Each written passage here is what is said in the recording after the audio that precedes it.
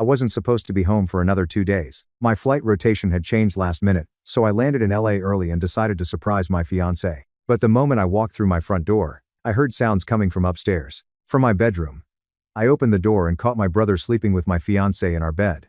My family still took their side and tried to guilt-trip me at Christmas. So, I cut them all off and never looked back. I wasn't supposed to be home. My rotation was scheduled for another 2 days, Singapore to Los Angeles, then a layover before heading back. But the airline had staffing issues, swapped schedules, and suddenly I was landing at LAX 48 hours early. I texted Bridget from the airport, but she didn't respond. Figured she was at work. Physical therapy sessions ran long sometimes. I grabbed an Uber home around 3 p.m.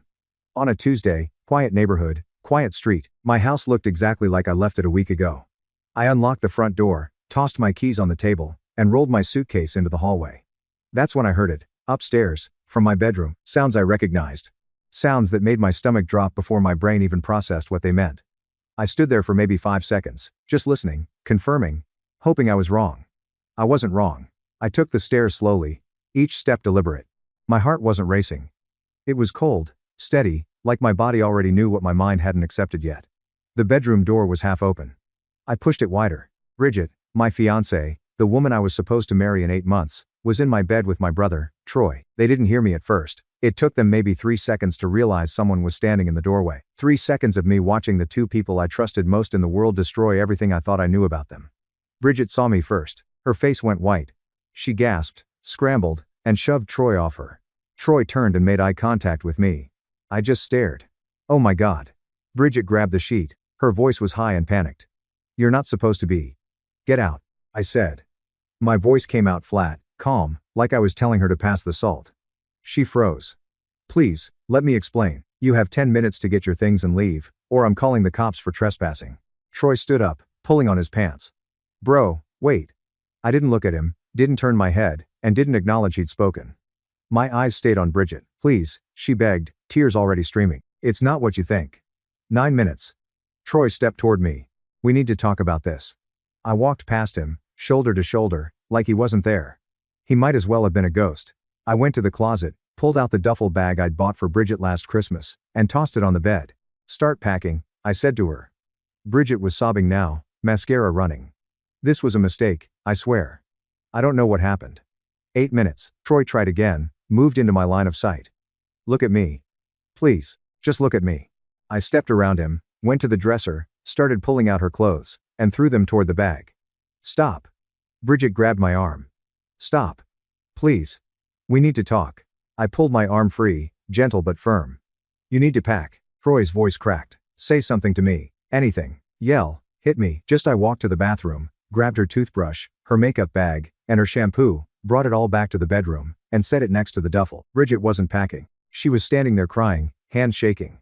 Troy was still trying. I know you're annoyed. I know I messed up, but you're my brother. I checked my watch. 5 minutes. Please. Bridget lunged forward and grabbed my shirt. I love you. I made a horrible mistake, but I love you. 4 minutes. Troy put his hand on my shoulder. Don't do this. Don't shut me out like this. I shrugged his hand off, didn't look at him, and walked to the door. Where are you going? Bridget's voice was desperate. Downstairs. You have 4 minutes to be gone, or I'm calling the police. I left the bedroom, went down to the living room, sat on the couch, pulled out my phone, opened the contacts, and found the non-emergency police line, finger hovering over it. I could hear them upstairs. Bridget crying. Troy talking, his voice muffled. She was begging him for something help, probably. Or a plan. He kept saying my name, over and over, like I gave a crap. 3 minutes later, they came downstairs. Bridget's duffel was barely packed, clothes shoved in messily. Troy had his shirt on backward. His face was red, eyes wet. Bridget paused at the door. Please. Can we just? No, I said. Troy stepped forward and stood right in front of me. I'm not leaving until you say something to me. Anything. I looked at my phone and waited. Say something. Troy's voice broke. I raised my eyes and looked at Bridget. Leave your key on the table. Her hand shook as she pulled the key off her ring. Set it down. She was still crying, still trying to speak. I didn't hear it. I didn't process it. Troy hadn't moved. You're my brother. You can't just. I stood up, walked around him, opened the front door, and held it. Bridget stumbled out, sobbing. Troy lingered, stared at me, desperate, broken. I stared past him, through him. Please, he whispered. I didn't blink. He finally walked out, turned on the porch, and tried one more time. "We need to talk." I closed the door, locked it, walked back to the couch, sat down, and stared at the wall. My phone started ringing 30 seconds later. Troy. I watched it ring, watched his name flash on the screen, and watched it go to voicemail. It rang again immediately, again, and again. By the time the sun set, he'd called 47 times. I didn't answer once, didn't delete the calls, and didn't block him. I just let them pile up. Let him see that I saw them. Let him know I chose not to answer, because Troy didn't exist anymore. I packed a bag around 9 p.m., checked into a hotel, and left my house empty. My phone lit up one more time before I went to sleep. "Troy, please, just say one word. I'm begging you." I read it, left it on red, turned off the light, and I haven't said a single word to him since. I woke up at 6 a.m. in the hotel room and checked my phone out of habit. 63 text messages, 22 missed calls, all from Troy. I scrolled through them with my coffee and read every single one. "I'm sorry. Please talk to me. You're my brother. I know I messed up, but please say something. Anything. I can't sleep. Are you there? Please. Please." The messages got more desperate as the night went on. The last one came in at 4:44 a.m. "I'm still your brother. You can't just erase me." I set my phone down, opened my laptop, pulled up the smart lock app for my house, and changed all the access codes. Deleted Bridget's fingerprint from the system, and deleted Troy's. 2. I'd given him access years ago for emergencies. No more emergencies. I pulled up my contacts, found Bridget, and typed one message. "Engagement is over. Don't contact me." Sent it. Then blocked her number. Blocked her on Instagram, Facebook, everything. Deleted her contact entirely. Troy's contact stayed. I wanted him to see his messages going through. Wanted him to see read 6:15 a.m. under every single one. Wanted him to understand that I was choosing not to respond. The silence was the punishment. My phone rang at 7:30 a.m. "Mom." I answered. "Oh. Thank God." She said immediately, "Troy called me last night. He's beside himself. He says you won't talk to him." "There's nothing to say. Sweetie, I know you're hurt. But Mom, he slept with my fiancée in my bed." She was quiet for a second. "I know, and that was wrong, but he made a mistake. He's your brother. I don't have a brother named Troy." I heard her sharp intake of breath. "Don't say that. I have to go." Wait, I hung up. The phone rang again 20 minutes later. "Dad this time." "Son," he started, voice heavy. "I know you're hurt, but we need to handle this as a family. Then go be a family without me." "That's not fair." "What's not fair is what Troy did. What's not fair is you calling me to defend him." "I'm not defending him. I'm trying to keep this family together. Good luck with that." I hung up. My phone buzzed. Group chat, the family one we'd had for years. I opened it. "Monica, has anyone talked to him?" "Piper. Dad just tried." He hung up. "Mom. He's not answering my texts." "Monica, this is ridiculous. Troy made a mistake. Are we really going to let this destroy the family?" "Dad. He needs time." "Mom. Troy is devastated. He says his brother won't even look at him." "Piper, maybe if we all talk to him together?" I muted the chat. Didn't leave. Didn't respond. Just went silent. Let them talk about me like I wasn't there. Seemed fitting. By noon, Troy had sent another 17 messages. I read every one and replied to none. "I know you're reading these. Please, just say you hate me. Say anything. The silent treatment is destroying me." "Good." Monica texted me directly around 2 p.m. "You're really going to throw away 28 years over this?" I didn't respond. Piper called at 4 p.m. I almost didn't answer, but I did. "Please," she was crying. "Please, just talk to Troy. He's falling apart." "Good. That's cruel." I hung up. The rest of the day was quiet. I used my laptop to handle the logistics. Called the wedding venue and canceled everything. They asked if I wanted to reschedule. "No. I want a refund." Called the caterer, the photographer, and the band. Canceled it all. Bridget tried calling from a different number. I didn't recognize it at first and answered by accident. "Please, don't hang up." I hung up and blocked the number. She tried again from another number an hour later. I blocked that one. 2. Around 8 p.m. I drove back to my house. The neighborhood was quiet. I pulled into my driveway, grabbed my suitcase from the hotel, and went inside. The bed was still unmade. It still smelled like her perfume and his cologne. I stripped the sheets and threw them in the trash. The pillows, too. The comforter, all of it. Dragged it all outside to the bins, went back inside, and ordered a new mattress online with express delivery. My phone buzzed constantly. Troy. Always Troy. I read every message. Felt nothing. The group chat was still going. I unmuted it long enough to scroll through. Monica, he hung up on Piper. Mom, this isn't healthy. Someone needs to talk to him face to face. Dad, I'll try again tomorrow. Troy, I just need him to say one word. Just one. Piper, maybe we should give him space.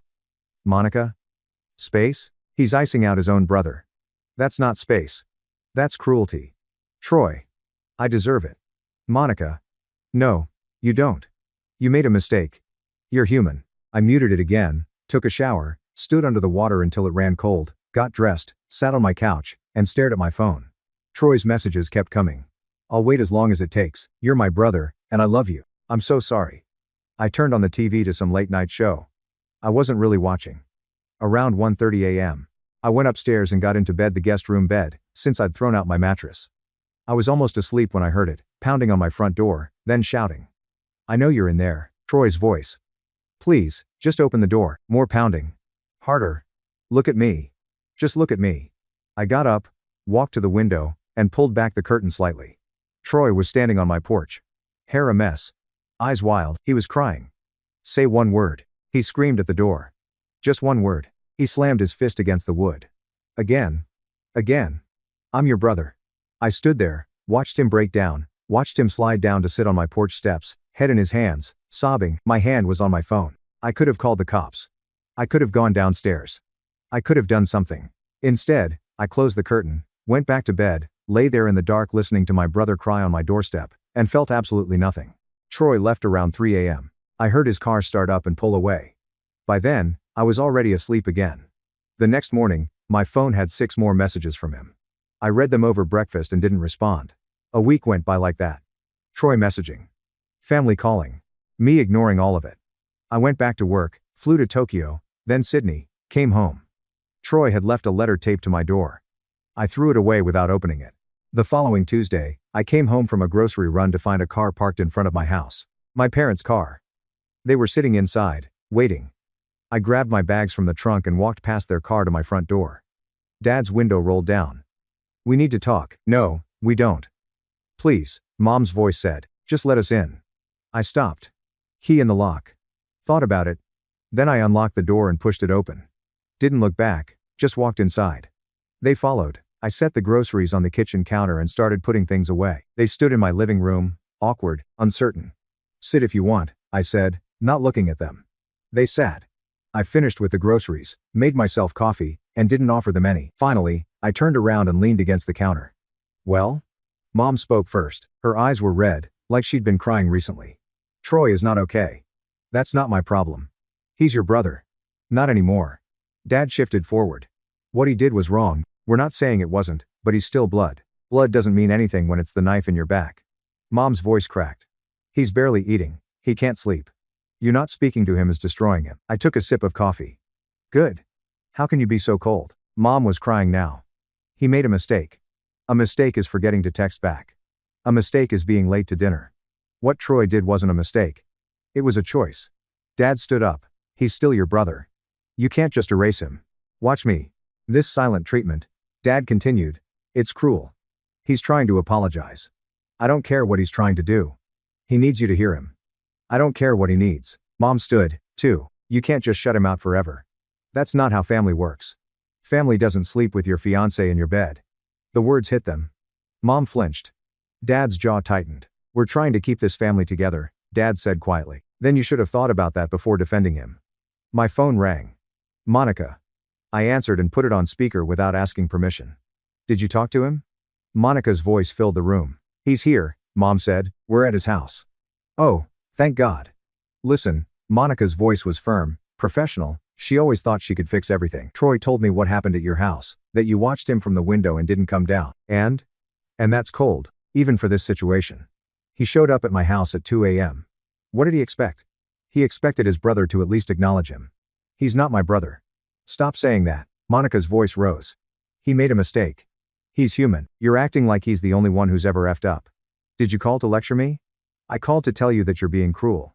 The silent treatment? Really? You're 32 years old. I hung up. Silence in the room. Mom wiped her eyes. Christmas is in 10 days. Okay. Everyone will be there. Please come. Will Troy be there? They exchanged a glance. Dad answered. He's family. Of course he'll be there, then I won't. Mom's face crumpled. You're going to skip Christmas because of this? I'm skipping Christmas because you're still treating him like family after what he did. He is family, Dad said, voice hard now. That doesn't just stop because you're angry. Watch it stop. Dad stood tall, trying to intimidate. Old habits. If you don't come to Christmas, you're choosing to destroy this family. I met his eyes and didn't blink. I'm not destroying anything. Troy already did that. Mom stood, too, desperate. Please, just think about it. Sleep on it. We're not asking you to forgive him. Just come to dinner. Be there. For us? For you? Yes. For your family. I looked at them both and saw it clearly. They weren't here for me. They were here for Troy. To make him feel better. To make themselves feel better about defending him. He asked me to tell you he loves you. Mom said softly. I don't care. They moved toward the door. Defeated. Tired. Dad put his hand on the doorknob. Just think about it. Please. They were halfway down the walkway when I called out. Wait. They turned. Hope on their faces. Tell everyone I'll be at Christmas dinner. Mom's face lit up. Really? Yeah. I leaned against the doorframe. I'll be there. Dad looked suspicious. You will? I will. And you'll talk to Troy? I smiled, cold. I'll come to dinner. That's what you asked for. Mom was already smiling through tears. Thank you so much. What time? 6 o'clock, Christmas Eve. We're doing dinner this year instead of lunch. I'll be there at 6. They got in their car. Mom was beaming. Dad still looked uncertain, but they drove away. I went back inside, closed the door, and pulled out my phone. Troy had sent another message while my parents were here. Mom says she's going to talk to you. Please listen to her. Please. I deleted it, opened my calendar, and marked Christmas Eve, 6 p.m. I was going to that dinner, not to reconcile. Not to forgive. But to confirm something I already knew. And they had no idea what was coming. 10 days passed. Troy messaged every day. I read every message and responded to none. The family group chat was active, excited about me coming to dinner, planning the menu, talking about presents. Troy didn't post in the chat, but I knew he was reading it, knew he was counting down the days until he could see me face to face. Christmas Eve came. I put on jeans and a sweater. Nothing special. Drove to my parents' house at 5:55 p.m. Cars were already in the driveway. Monica's SUV, Piper's sedan, and Troy's truck. I parked on the street, sat there for a moment, and watched through the window as shadows moved inside. Warm light. Laughter. I got out and walked to the door. Didn't knock, just opened it. He's here. Mom rushed over immediately, pulling me into a hug. She held on too long, squeezed too tight. I'm so glad you came. I patted her back, stiff. She pulled away, wiping her eyes. Dad appeared and shook my hand, firm grip, lots of eye contact. Good to see you, son. Monica came from the kitchen and gave me a quick hug. Merry Christmas. Merry Christmas. Piper waved from the couch, nervous smile. Hey. Hey. And then Troy stood up from the armchair near the fireplace. Our eyes met. He looked terrible. Lost weight. Dark circles. Beard growing in patchy. He was wearing the Christmas sweater I'd gotten him 2 years ago. Hey. His voice cracked. I'm glad you came. I walked past him to the kitchen and grabbed a beer from the fridge. Behind me, I heard Mom whisper something. Troy's footsteps followed me. Can we talk? He said quietly. Please. I opened the beer, took a long drink, and walked back to the living room. Troy followed. I know you're still mad. I want to. I sat on the couch, pulled out my phone, and started scrolling. Troy stood there, staring at me, waiting. I didn't look up. Please. He whispered. Just look at me. I kept scrolling. Monica cleared her throat. Dinner is almost ready. Why don't we all sit down? We moved to the dining room. Mom had gone all out. Turkey, mashed potatoes, stuffing, green beans, rolls, the whole spread. I sat at one end of the table. Troy tried to sit next to me. I pulled out my phone and set it on the table like I was expecting a call. He moved to the chair across from me instead. Everyone sat. Awkward silence. Dad cleared his throat. Let's say grace. We bowed our heads. Dad thanked God for family, for bringing us together, for forgiveness and new beginnings. I kept my eyes open. Stared at my plate. Amen, everyone said. We started passing food. Forced small talk. Monica talking about her kids. Piper mentioning work. Mom asking if anyone wanted more wine. I ate and said nothing. Troy kept glancing at me every few seconds, like he was waiting for me to crack. So, Dad said, way too casually, how's work been? Fine, I said. Still flying the same routes? Mostly. Silence again. Mom tried. We got your favorite pumpkin pie. Remember when you and Troy used to fight over the last slice? She laughed. Nervous. Forced. I took another bite of turkey. Troy set down his fork. I know this is uncomfortable, but I think I reached for the salt. He was mid-sentence. I just reached past him like he was invisible. His mouth closed. Dad jumped in. Let's just enjoy dinner. We can talk after. No, Troy said. No, I need to say this. He looked directly at me. I'm sorry. I know that doesn't fix anything. I know I destroyed everything, but I'm sorry. And I love you. You're my brother and I love you. And I had turned to Monica. Can you pass the potatoes? Troy stopped. Mouth still open. The words died in his throat. Monica slowly passed the bowl. I spooned potatoes onto my plate. Kept eating. Did you hear me? Troy's voice shook. I'm apologizing. I'm trying to. I took a drink of beer. Piper spoke up. This is so uncomfortable. Can't you two just talk? I looked at Piper. I have nothing to say. To any of us? She asked. Or just to him? I'm talking to you right now, aren't I? Troy's face went red. So, you'll talk to everyone else, but not me? I cut my turkey and took a bite. This is ridiculous, Monica said. He's sitting right there, apologizing. The least you can do is acknowledge him. Dad's tone hardened. She's right. This is childish. I set down my fork and looked at Dad. Childish? Yes. He's your brother. He made a mistake. Bridget was confused. It just happened. It just happened? I repeated, flat. Cold. Mom reached across the table. We're not excusing what he did. But you need to understand. Understand what? That people make mistakes when they're not thinking clearly. He was thinking clearly enough to drive to my house, to go upstairs, to get into my bed. Silence. Monica tried next. Look, we all agree it was wrong, but you can't just erase him from your life. Watch me. Troy slammed his hand on the table. Silverware jumped. Stop it. Just stop. I'm right here. I'm sitting right in front of you. Say something to me. Yell. Hit me. Just acknowledge that I exist. I looked at him, really looked at him. For the first time since that day in my bedroom, his eyes were desperate, pleading, broken. I held his gaze for 5 full seconds. Then I looked back at my plate and kept eating. Troy's breath caught, like I'd punched him. Okay, Dad said, voice hard now. That's enough, you made your point. I stood up. Where are you going? Mom asked. I looked around the table at all of them. Mom crying, Dad angry, Monica frustrated, Piper uncomfortable, and Troy, shattered. I came here tonight to confirm something, I said, calm, even. And I did. Confirm what? Dad demanded. That you all chose him over me. Mom shook her head. That's not fair. You invited him here, knowing what he did, knowing it would hurt me to see him. You asked me to sit at this table and eat dinner with the man who slept with my fiancée in my bed. And you thought what? That I'd just forgive him? That we'd hold hands and sing carols? We thought if you spent time together, Monica started. You thought wrong. Troy stood. Please don't leave. Please. I'll go. I'll leave right now. Just stay. I walked to the door. Dad followed. If you walk out that door, I turned. What? You'll cut me off? Too late. You're being selfish. Monica called out. Good. I said. I should have been selfish sooner. Mom was sobbing now. Please. It's Christmas. Merry Christmas, I said. I opened the door. Troy was right behind me, desperate. Wait. Please. Just one word. Just tell me you hate me. Tell me something. Anything. I looked at him one more time. He stopped, held his breath, hopeful. I turned and walked out without saying a single word. I got in my car and sat there for a minute. Through the window, I could see them inside, all standing around, arguing. Troy collapsed on the couch. Dad pacing. Mom crying in Monica's arms. I started the engine and drove away. My phone started ringing before I hit the main road. Monica, I declined. Dad declined. Mom declined. Troy declined.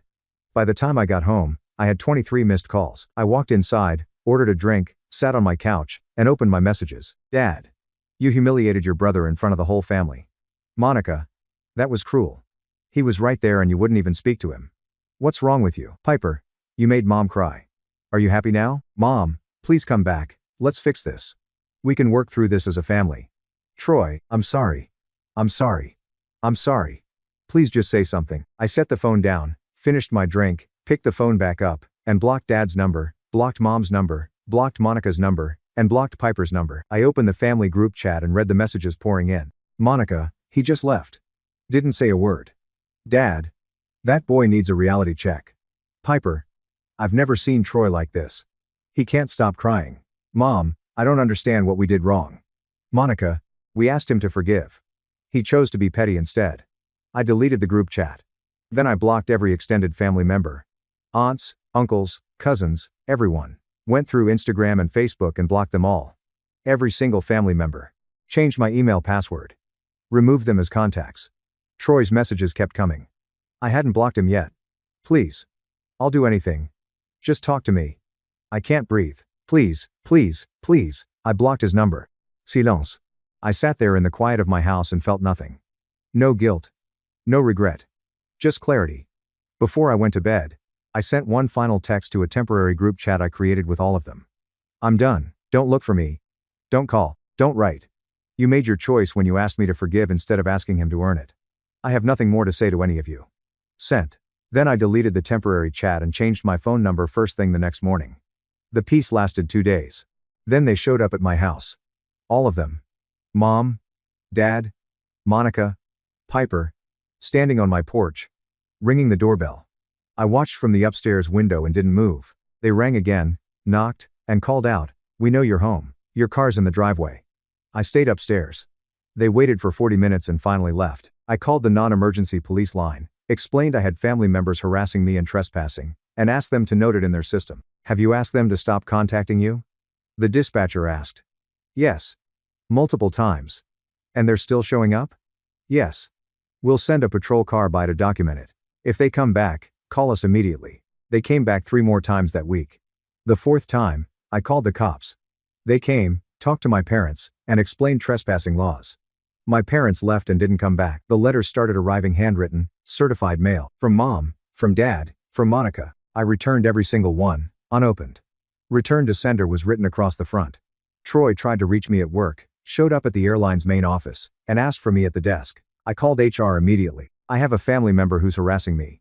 He's been asked to stop contact multiple times and won't. He just showed up at our offices looking for me.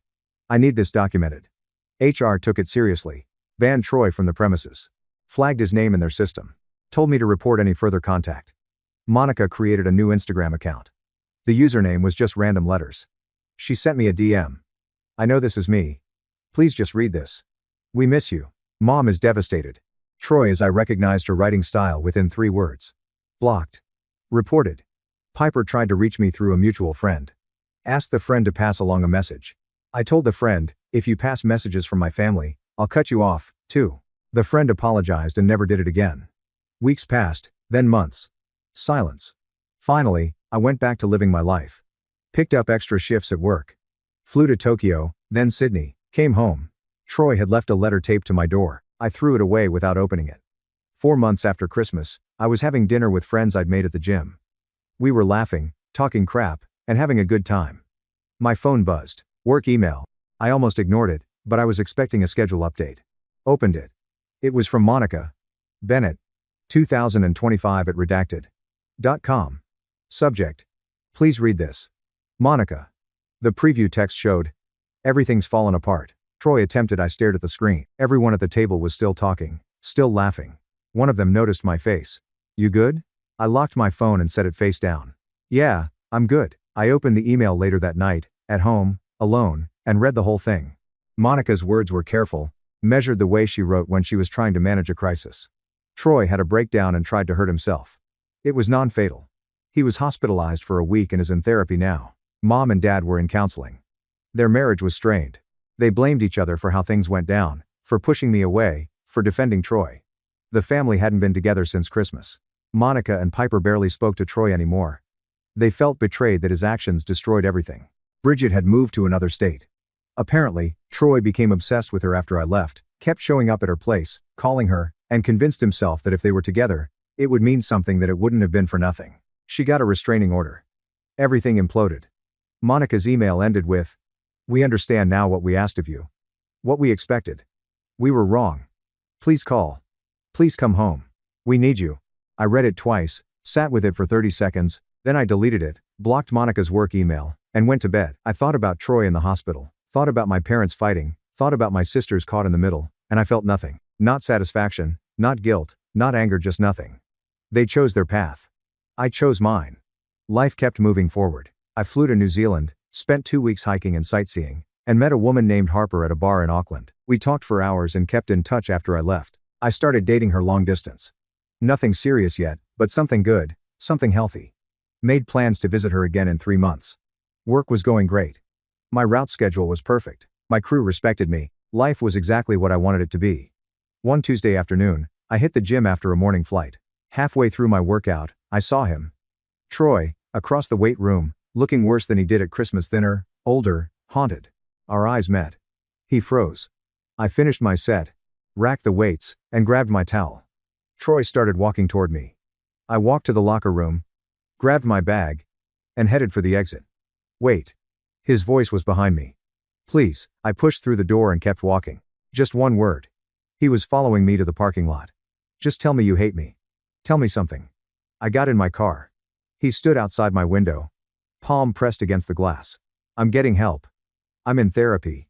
I'm trying. I started the engine. Please. I backed out. He had to step away or get hit. I drove away and checked my rearview mirror once. He was standing there in the parking lot. Just standing there. I didn't go back to that gym, found a new one closer to my house. 2 weeks later, I came home to find someone waiting in my apartment building lobby. Dad. Security called me from the front desk. There's a Frank here asking for you. Tell him I don't know anyone by that name. I heard Dad's voice in the background, arguing, getting loud.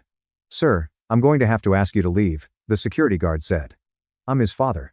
I took the phone from the guard.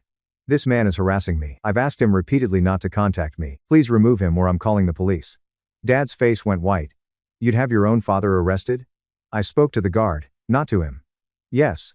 Remove him. Security escorted Dad out. He shouted from the sidewalk, something about regret, about family, about how I'd feel when they were gone.